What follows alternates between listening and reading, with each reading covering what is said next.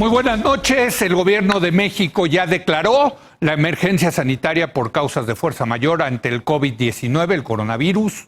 Una de las medidas que adoptó el Consejo de Salubridad fue la suspensión inmediata de actividades no esenciales que estará vigente hasta el 30 de abril del 2020. Y para debatir sobre este tema, saludo vía remota, sana distancia, a Paula Sofía Vázquez. Paula, ¿cómo estás? Muy buenas noches. Buenas noches, Leo. Bien, aquí en sana distancia. Sana distancia. Gibran Ramírez, buenas noches. Buenas noches, Leo. Buenas noches, Paula, Carlos. Carlos Bravo, regidor. Carlos, ¿cómo estás? Buenas noches. Muy buenas noches a todos. ¿Qué tal, Leo? Pues creo que le toca comenzar a Paula. Sofía, ¿cómo viste? ¿Se tardó el gobierno? ¿Queda claro la declaración de emergencia? ¿Cómo viste este acto protocolario? Bueno, a reserva de lo que diga el ministro más adelante, creo que está bien. Está bien que ya se haya emitido por fin, pues, la declaratoria. Tiene jurídicamente muchos asegúnes. Está bien que ya se emita porque efectivamente pues le estás blindando jurídicamente las acciones que se van a tomar y que ya se están tomando, sobre todo pues porque muchas de ellas van a ser excepcionales a la cotidianidad incluso jurídica que tenemos, ¿no? Entonces es bueno que ya sepamos quiénes son los actores, quiénes son los que tendrán voz de mando, cómo se van a establecer las jerarquías y más o menos cómo vamos a operar por lo menos en estos primeros 30 días de emergencia, ¿no?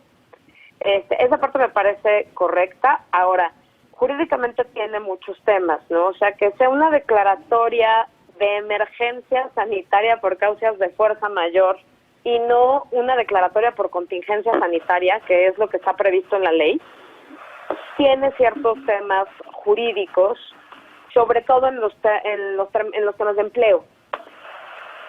Esto, pues, es lo que ya, ahí es donde se empieza a hacer un poco complicada la cosa, ¿no?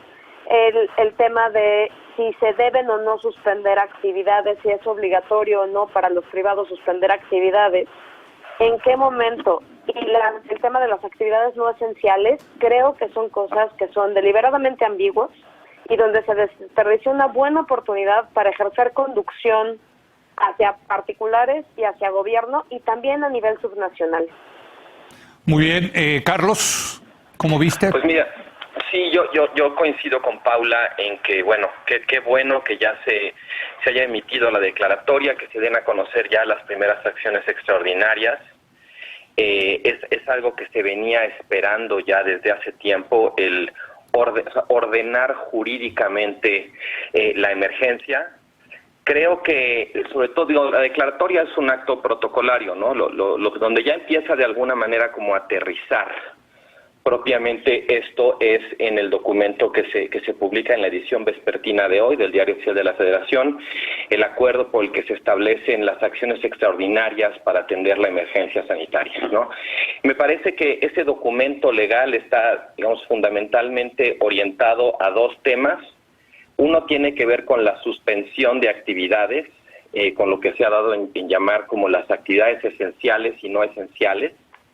Y el segundo tiene que ver con las medidas de lo que el propio decreto llama el resguardo domiciliario, ¿no? Digamos, respecto a esto, lo que he notado yo de reacción el día de hoy es que en el mundo del derecho, en la comunidad de los abogados, hay mucha confusión. Sigue habiendo mucha incertidumbre respecto a cuáles de las acciones previstas en la Ley Federal del Trabajo están disponibles o no para las empresas. El tema de los pagos, si bien en el documento yo no encuentro nada que diga explícitamente que se espera que que los salarios o los sueldos durante este mes que dura el resguardo que se señala o la suspensión de actividades no esenciales. En el anuncio se dijo que se espera que se mantengan, digamos, completos, pero la ley prevé la posibilidad que ante una contingencia como esta se reduzcan incluso al mínimo, ¿no? Correcto. Ahí se está empezando, digamos, a gestar un debate sobre la posibilidad de litigar o no este acto jurídico. Más allá, digamos, del tema estrictamente jurídico, pues está, me parece, una cosa muy delicada que tiene que ver con pues otorgar, crear certidumbre ante la emergencia, ¿no? Creo que estos dos actos jurídicos fundacionales, insisto, jurídicamente de la emergencia, nos están quedando todavía a deber respecto a su capacidad de crear certeza ante la incertidumbre. Creo que en ese sentido el gobierno de la República no ha echado mano cabalmente de los instrumentos legales que tiene a su alcance y que existen precisamente para tratar de ordenar y de dar certidumbre, dar certeza frente a la incertidumbre. Me parece que el tema de los litigios, si no se corrige esta definición de actividades esenciales y no esenciales, si no se aborda directa y explícitamente la Ley Federal del Trabajo en esto, pues creo que va a dar lugar a mucho desorden y mucho pleito. El ministro Cosío, a quien vas a entrevistar en un momento, ha hablado de tratar de evitar que una crisis social se desprenda de la emergencia sanitaria, ¿no? Y a mí sí me parece ahí muy delicado. Todavía estamos a tiempo, afortunadamente. Este quedar a deber de estos documentos se puede corregir todavía, y creo que sí sería muy importante para evitar precisamente los conflictos a los que de otro modo, me temo, va a terminar dando lugar. Gibran Ramírez. ¿Qué tal? Leo, a mí me parece que vamos en una progresión de acciones paulatina, y por eso no tenemos el punto de quiebre que muchos están esperando, así como decir, sí, ahora ya. Entonces escuchamos cada vez, y escuchamos que se repite cada vez con más frecuencia, que qué bueno que por fin se decreta en la fase 2, y que por fin se hace esto otro, cuando vamos viendo, en realidad, el gobierno va poco a poco endureciendo las medidas. Yo creo que en una política muy prudente, si se generara más alarma que alerta, se generarían condiciones sociales mucho más complejas. Yo me imagino que si salía el presidente de la República a decir, se para todo y lo vamos a hacer así y lo vamos a hacer a partir de mañana, empezarían complicaciones sociales mayores, como compras de pánico, ¿no? Como saqueos, este tipo de desórdenes que creo que se generan a partir, sí, de la certidumbre de que el país va a parar por completo. Entonces, yo creo que hay claridad en lo que son actividades esenciales. Me llama la atención que se haya incluido en las actividades esenciales no solamente a las tiendas y a los proveedores de alimentos y bebidas, la salud, la seguridad, sino también la legislación. Creo que esto es importante, mantener al Congreso activo para que no todas las medidas estén en manos del Ejecutivo, para que los diputados sigan discutiendo cómo va el país, haciendo puntos de acuerdo para exhortar a ir hacia un lado o hacia otro. Me parece importante que no se ceda en ese sentido para clausurar el debate político por un tiempo. No, está bien, se llama la unidad nacional, pero las voces tienen que seguirse escuchando. Eso me parece un acierto del decreto. Se suspenden también el censo y las encuestas. Creo que eso va a tener consecuencias. El INEGI seguramente tiene todos los medios técnicos y toda la experiencia para llevar este proceso a buen puerto, pero es una alteración que tampoco esperábamos, digamos, en la vida pública. El siguiente paso es el plan de reactivación económica, porque eso dará posibilidad o no de que muchas personas que están en el sector informal de la economía paren. Si no tomamos en cuenta estas medidas como un todo integral, no podemos aspirar a que pare el ritmo social. Hoy todavía salía yo al súper y la verdad que veía con preocupación mucha gente en la calle.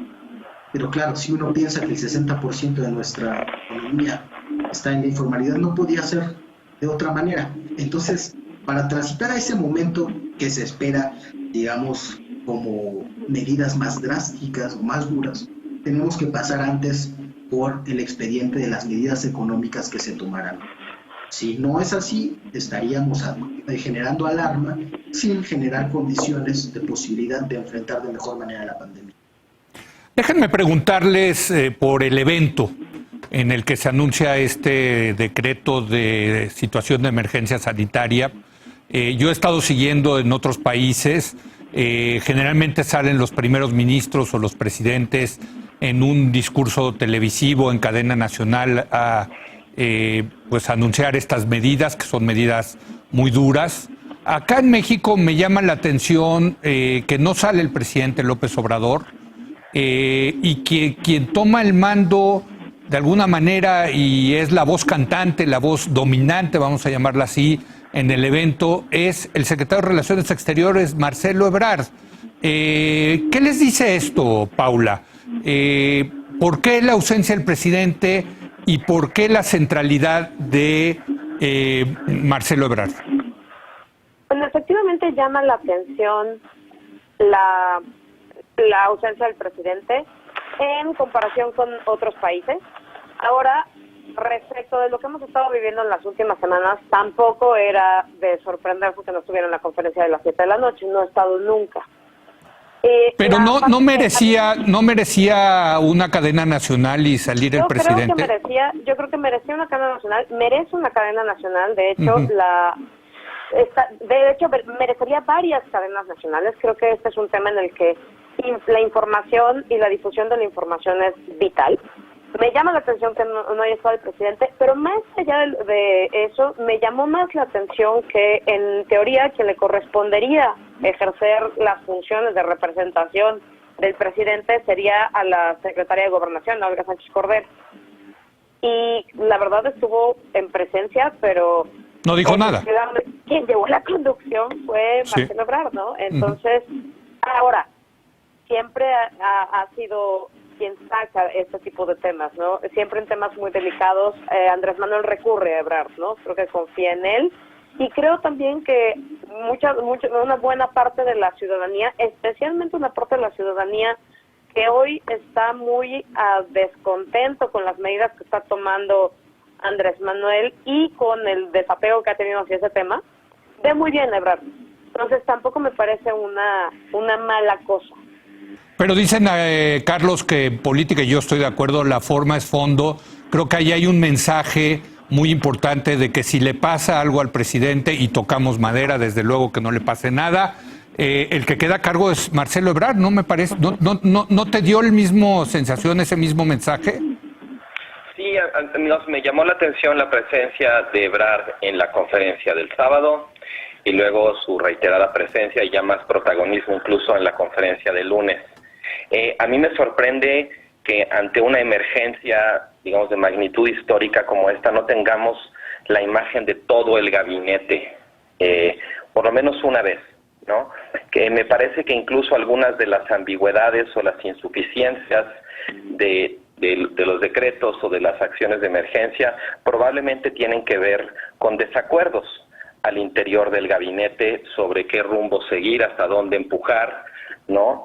Porque aunque el gobierno esté siguiendo una estrategia gradual como la que sugería Gibran, a quien lamentablemente no pude oír muy bien, se cortaba un poco el audio, pero alcancé a pescar esa parte de la gradualidad. Incluso si ese fuera el caso, el problema es que los actos jurídicos no están resultando suficientemente certeros y claros como para marcar un rumbo inconfundible, ¿no? Yo creo que las reacciones que ha habido el día de hoy de parte del empresariado y del mundo de los abogados a que no queda clara realmente las distinciones que están haciendo y inmediatamente ya la creatividad para empezar a pensar cómo se puede impugnar, pues eso va a obligar al gobierno seguramente a emitir otro acto jurídico para aclararlo, ¿no? Y eso pues implica que se pierde tiempo.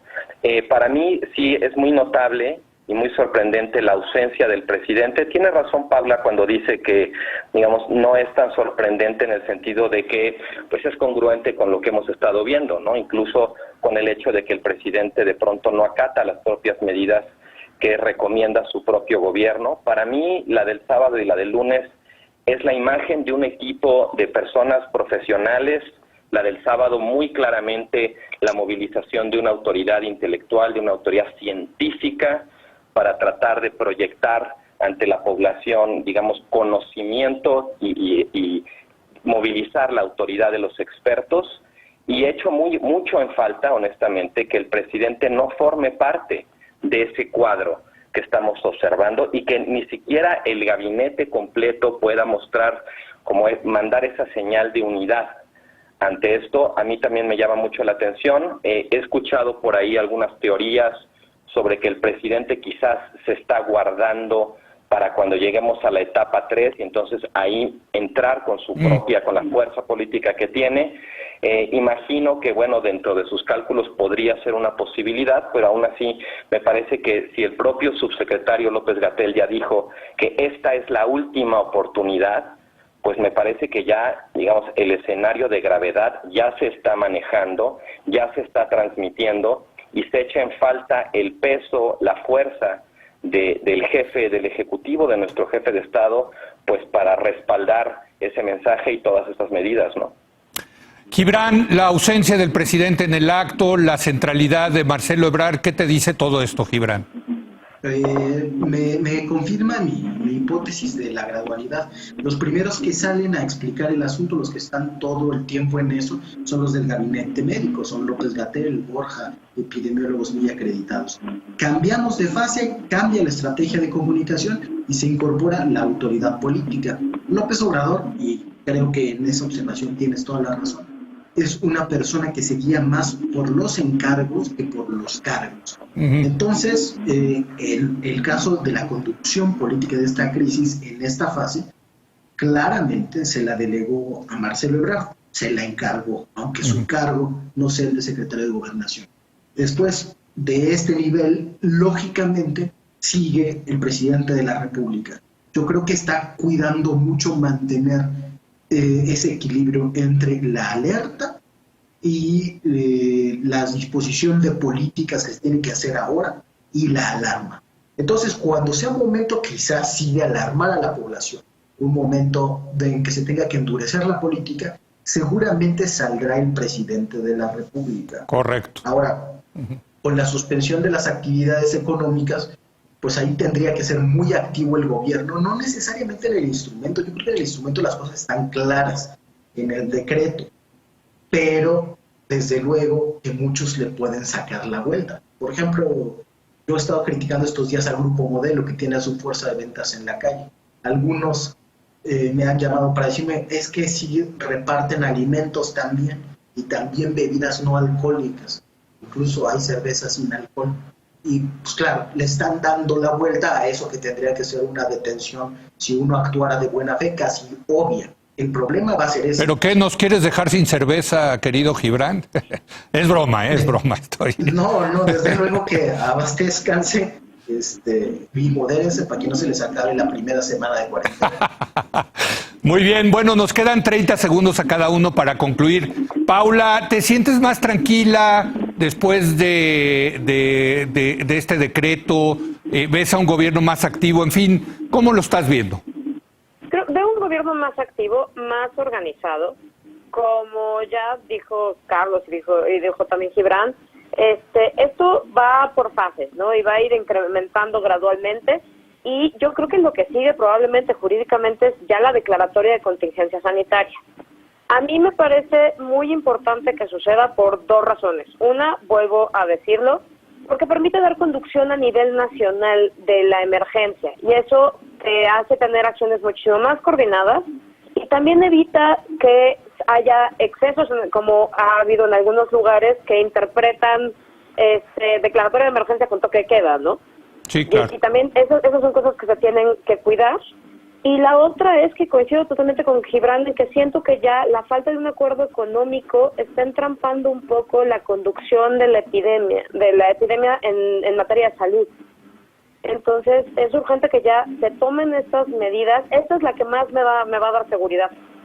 Ver un acuerdo económico ya sobre la mesa que acompañe al acuerdo de salud. Bueno, lo ha prometido el presidente para el próximo domingo y ya lo estaremos analizando, desde luego, la semana que entra. Carlos, ¿cómo te sientes después de lo ocurrido estas últimas horas? Pues mira, sí siento que estamos un poco recuperando cierto tiempo perdido.